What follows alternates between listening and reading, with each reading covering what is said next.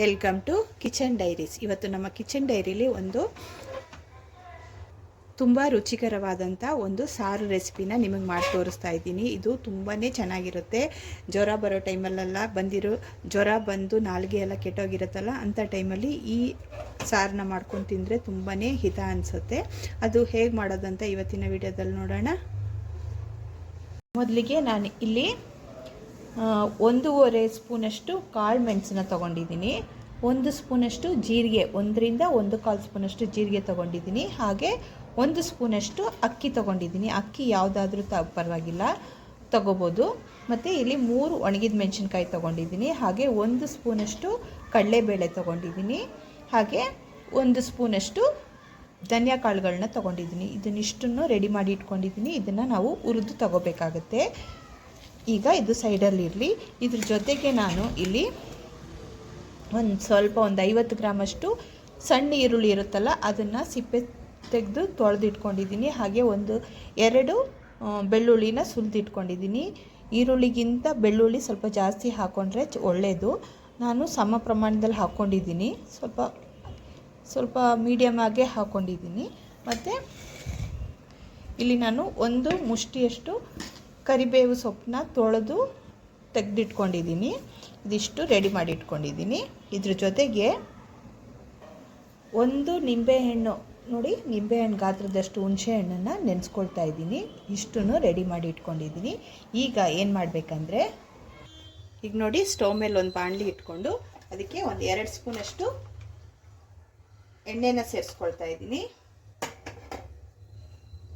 ಎಣ್ಣೆ ಬಿಸಿ ಆಗಿದ ತಕ್ಷಣ ನಾವಿಲ್ಲಿ ರೆಡಿ ಮಾಡಿ ಇಟ್ಕೊಂಡಿರ್ತೀವಲ್ಲ ಎಲ್ಲ ಪದಾರ್ಥಗಳನ್ನು ಇದಕ್ಕೆ ಹಾಕ್ಕೊಂಡು ಸ್ವಲ್ಪ ಘಮ ಬರೋವರೆಗೂ ಹುರ್ಕೋಬೇಕಾಗುತ್ತೆ. ನಿಧಾನವಾಗಿ ಸಿಮ್ಮಲ್ಲಿ ಇಟ್ಕೊಂಡು ಹುರ್ಕೊಳ್ಳಿ. ನೋಡಿ, ಈಗ ಸ್ವಲ್ಪ 1-2 ನಿಮಿಷ ಆಗಿದೆ. ಈ ಟೈಮಲ್ಲಿ ನಾವು ತೆಗೆದಿಟ್ಕೊಂಡಿದ್ದೀವಲ್ಲ ಕರ್ಬೇವಿನ ಸೊಪ್ಪನ್ನು ಇದಕ್ಕೆ ಸೇರಿಸ್ಕೋಬೇಕು. ಸೇರಿಸ್ಕೊಂಡು ಇದನ್ನು ಅದರ ಜೊತೆಗೆ ಚೆನ್ನಾಗಿ ಹುರ್ಕೋಬೇಕು. ಇದ್ರ ಜೊತೆಗೆ ಸ್ವಲ್ಪ ಇಂಗನ್ನು ಆ್ಯಡ್ ಮಾಡ್ಕೊಳ್ಳೋಣ. ಇದನ್ನು ಹಾಕ್ಕೊಂಡು ಚೆನ್ನಾಗಿ ಹುರ್ಕೊಳ್ಳೋಣ. ನೋಡಿ, ಇದೊಂದು 3ರಿಂದ 4 ನಿಮಿಷ ಆಗಿದೆ. ಈಗ ಚೆನ್ನಾಗಿ ಫ್ರೈ ಆಗಿದೆ. ನೋಡಿ, ಈಗ ಇದನ್ನು ಪಕ್ಕಕ್ಕಿಟ್ಟು ಸ್ಟವ್ ಫ್ಲೇಮ್ನ ಆಫ್ ಮಾಡಿ ಇದನ್ನು ತೆಗೆದಿಟ್ಕೊಂಡು ಸ್ವಲ್ಪ ತಣ್ಣಗಾಗಕ್ಕೆ ಬಿಡೋಣ. ತಣ್ಣಗಾದ್ಮೇಲೆ ಇದನ್ನು ಪೌಡ್ರ್ ಮಾಡ್ಕೊಂಡು ಬಂದು ತೋರಿಸ್ತೀನಿ ನಾನು ನಿಮಗೆ. ನೋಡಿ, ತಣ್ಣಗಾದ್ಮೇಲೆ ಇದನ್ನು ಮಿಕ್ಸಿ ಜಾರ್ಗೆ ಹಾಕ್ಕೊಂಡಿದ್ದೀನಿ. ಈಗ ಇದನ್ನು ಪೌಡ್ರ್ ಮಾಡ್ಕೊಂಡು ಬರೋಣ. ನೋಡಿ, ಈ ಥರ ಪೌಡ್ರು ಸ್ವಲ್ಪ ತರಿಯಾಗಿರಬೇಕು. ತುಂಬ ನೈಸಾಗಿ ಪೌಡ್ರ್ ಮಾಡ್ಕೋಬಾರ್ದು. ಈ ಥರ ತರಿಯಾಗಿರಬೇಕು. ಈಗ ಇದು ಸೈಡಲ್ಲಿರಲಿ. ಈಗ ನೋಡಿ, ಸ್ಟವ್ ಮೇಲೆ ಒಂದು ಬಾಣಲಿ ಇಟ್ಕೊಂಡು ಅದಕ್ಕೆ 2 ಟೇಬಲ್ ಸ್ಪೂನಷ್ಟು ಎಣ್ಣೆನ ಹಾಕ್ಕೊಂಡಿದ್ದೀನಿ. ಎಣ್ಣೆ ಬಿಸಿಯಾಗಿದೆ. ಈ ಟೈಮಲ್ಲಿ ಒಂದು ಸ್ವಲ್ಪ ಮೆಂತ್ಯ ಕಾಳನ್ನ ಇದಕ್ಕೆ ಸೇರಿಸ್ಕೊಳ್ತಾ ಇದ್ದೀನಿ. 1/4 ಸ್ಪೂನಷ್ಟು ಸೇರಿಸ್ಕೊಳ್ಳಿ.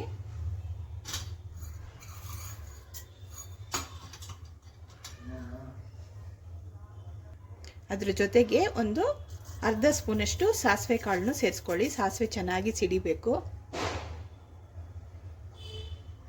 ನೋಡಿ, ಈಗ ಸಾಸಿವೆ ಸಿಡಿತಿದೆ. ಈ ಟೈಮಲ್ಲಿ ನಾವು ಇಲ್ಲಿ ತೆಗೆದಿಟ್ಕೊಂಡಿದ್ದೀವಲ್ಲ ಈರುಳ್ಳಿ ಮತ್ತು ಬೆಳ್ಳುಳ್ಳಿನ ಇದಕ್ಕೆ ಸೇರಿಸ್ಕೊಳ್ಳೋಣ.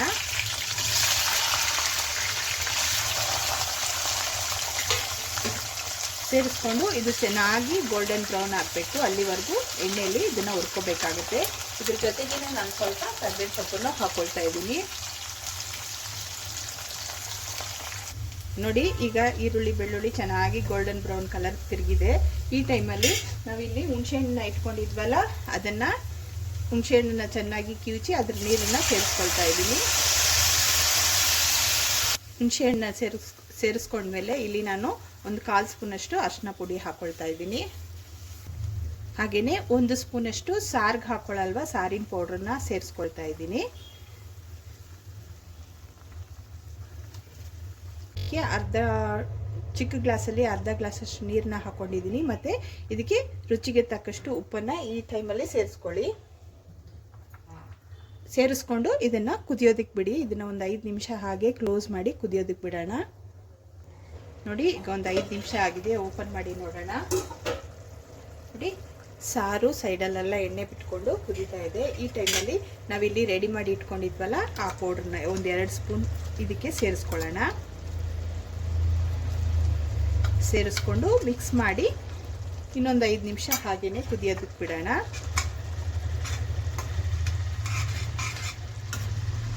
ನೋಡಿ, ಪೌಡ್ರ್ ಹಾಕೋದ್ಮೇಲೆ ಒಂದು ಅರ್ಧ ಗ್ಲಾಸಷ್ಟು ನೀರನ್ನು ಹಾಕ್ಕೊಂಡಿದ್ದೀನಿ. ಯಾಕಂದರೆ ನಾವು ಆ ಪೌಡ್ರಿಗೆ ಅಕ್ಕಿ ಕಡಲೆಬೇಳೆ ಎಲ್ಲ ಹಾಕೊಂಡು ರುಬ್ಬಿರ್ತೀವಲ್ಲ, ಅದು ಗಟ್ಟಿ ಬರುತ್ತೆ. ಹಾಗಾಗಿ ಒಂದು ಅರ್ಧ ಗ್ಲಾಸಷ್ಟು ನೀರನ್ನು ಸೇರಿಸ್ಕೊಂಡಿದ್ದೀನಿ. ಈ ಪೌಡ್ರ್ ಹಾಕಿದ್ಮೇಲೆ ಇದನ್ನು ಸ್ಟವ್ನ ಸಿಮ್ ಮಾಡಿ ಹಾಗೆಯೇ ಕ್ಲೋಸ್ ಮಾಡಿ ಇನ್ನೊಂದು 5 ನಿಮಿಷ ಅದು ಎಣ್ಣೆ ಎಲ್ಲ ಚೆನ್ನಾಗಿ ಸೈಡಲ್ಲಿ ಬಿಟ್ಕೊಳ್ಳೋವರೆಗೂ ಕುದಿಸ್ಕೋಬೇಕಾಗುತ್ತೆ. ನೋಡಿ, ಈಗ ಒಂದು 5 ನಿಮಿಷ ಆಗಿದೆ. ಓಪನ್ ಮಾಡಿ ನೋಡೋಣ. ನೋಡಿ, ಸಾರು ಎಣ್ಣೆನೆಲ್ಲ ಬಿಟ್ಕೊಂಡು ಗಟ್ಟಿಯಾಗಿದೆ. ಈ ಟೈಮಲ್ಲಿ ನೀವು ಉಪ್ಪು ಖಾರ ಎಲ್ಲನೂ ಚೆಕ್ ಮಾಡ್ಕೋಬೋದು. ಯಾವುದಾದ್ರು ಕಡಿಮೆ ಇದ್ದರೆ ಸೇರಿಸ್ಕೋಬೋದು. ನಾನಿಲ್ಲಿ ಒಂದು ಸ್ವಲ್ಪ ಬೆಲ್ಲನ ಇದಕ್ಕೆ ಸೇರಿಸ್ತಾ ಇದ್ದೀನಿ. ಉಪ್ಪು ಖಾರ ಹುಳಿ ಎಲ್ಲ ಇರುತ್ತಲ್ಲ, ಸ್ವಲ್ಪ ಬೆಲ್ಲನೂ ಇದ್ದರೆ ಚೆನ್ನಾಗಿರುತ್ತೆ. ಸೇರಿಸ್ಕೊಂಡು ಮಿಕ್ಸ್ ಮಾಡ್ಕೊಳ್ಳೋಣ.